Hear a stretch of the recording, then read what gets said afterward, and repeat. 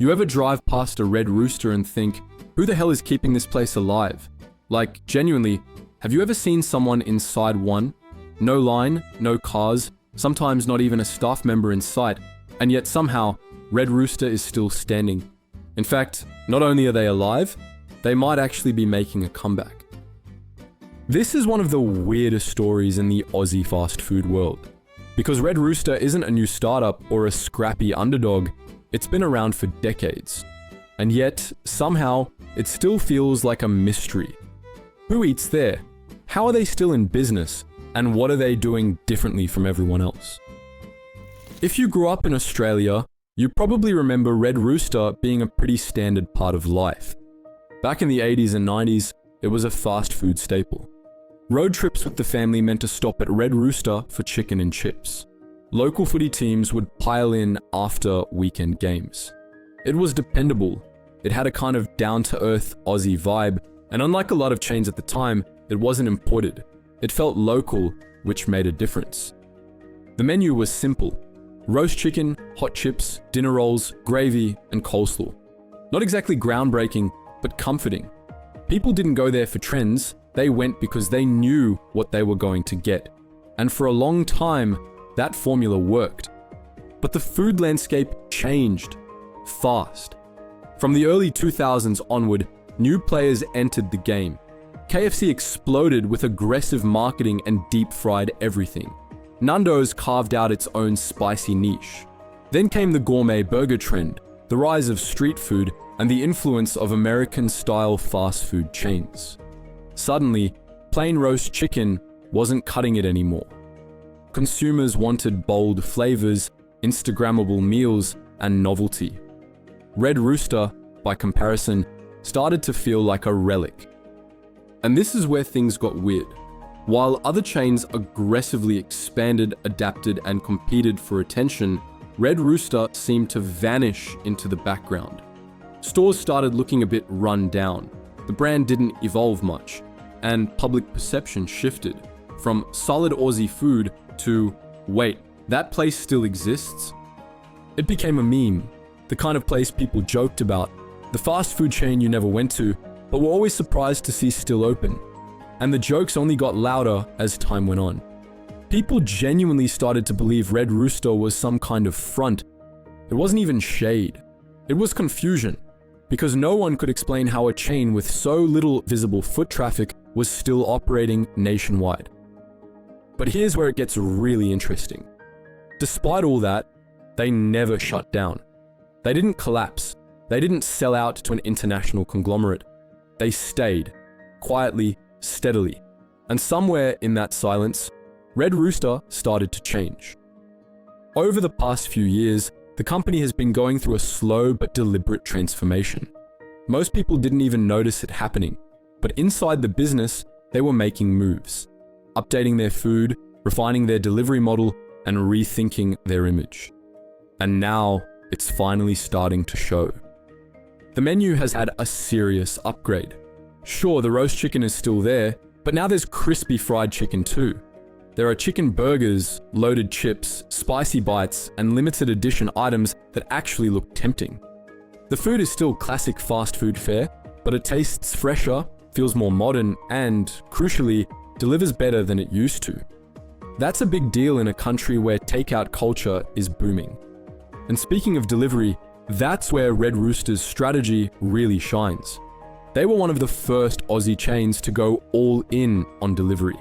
Not just offering it as a bonus, but building their business around it.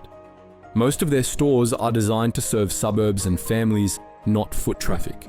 And in those areas, people are much more likely to order online than dine in. Red Rooster saw that shift early and leaned into it. That's part of why they feel empty in person, because most of their customers aren't walking in. They're ordering from their couch.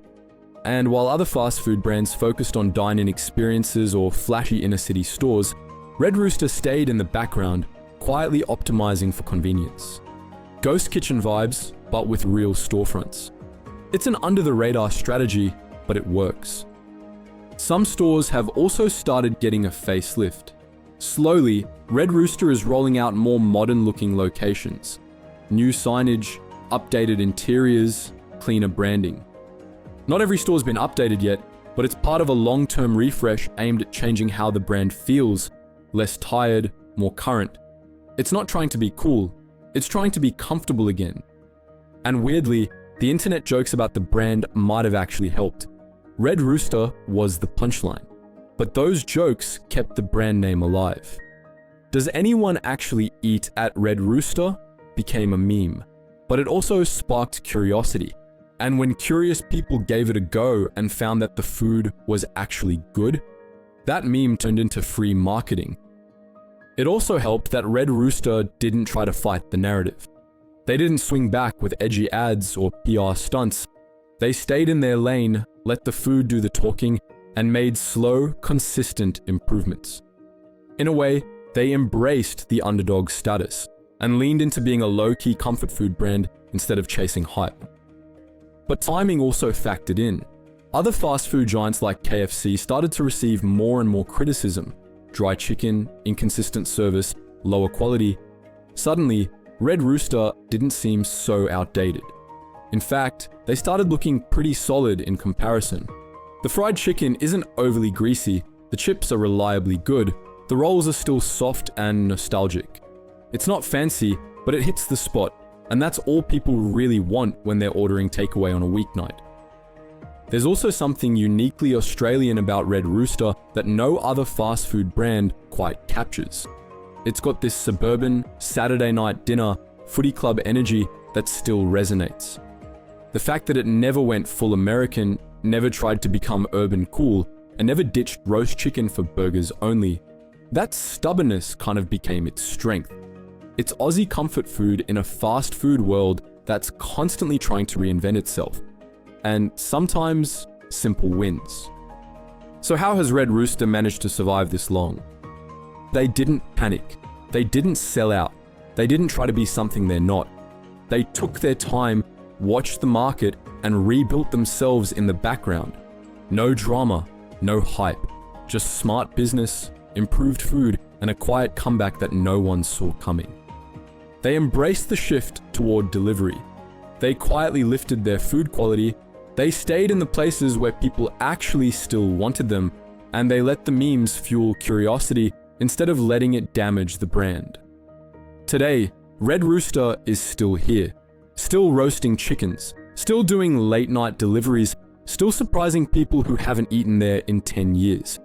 And if that's not a comeback story, I don't know what is. So next time you see that red and white sign down the road, or scrolling past it on a food delivery app, maybe don't keep swiping, because Australia's most unlikely fast food survivor might just be serving up one of the most quietly successful comebacks in the game. But what do you think? Let us know your thoughts in the comments section below and let's discuss. And if you enjoyed this story, give us a thumbs up, hit subscribe, and don't forget to ring that bell so you never miss out on more deep dives like this.